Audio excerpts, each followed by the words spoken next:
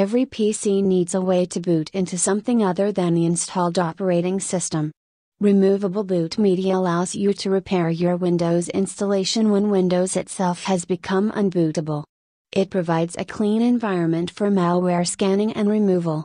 It also allows you to try out various flavors of Linux without having to install any of them. Not that long ago, almost every PC had an optical drive, and booting from a CD or DVD was simple. But optical drives are becoming rare, and the only alternative boot media we have uses USB, usually a flash drive. And that can cause trouble. Today's PCs come with a lot of protection, which is good, but it can get in the way. Somewhere in your BIOS setup screen, you'll almost certainly find a secure boot option. If you can't boot from a flash drive, turn it off.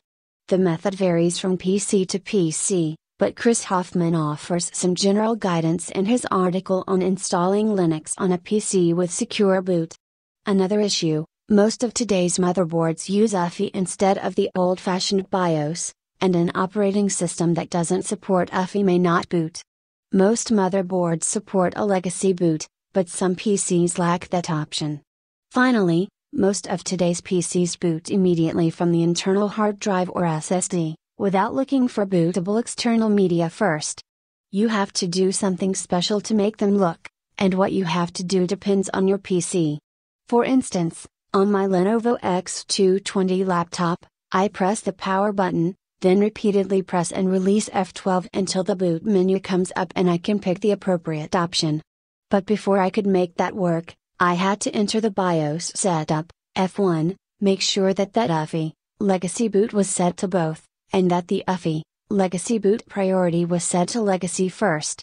I have two other Windows PCs, and each has its own unique way of doing essentially the same thing. One of them, a Asus Transformer Book T100, lacks legacy boot capabilities. I can boot a Windows 10 recovery drive, but not most Linux distros. So what should you do? Go to your favorite search engine and look up the name and model of your PC, such as Lenovo X220, and either USB boot or flash drive boot including the quotation marks. You'll likely find useful instructions.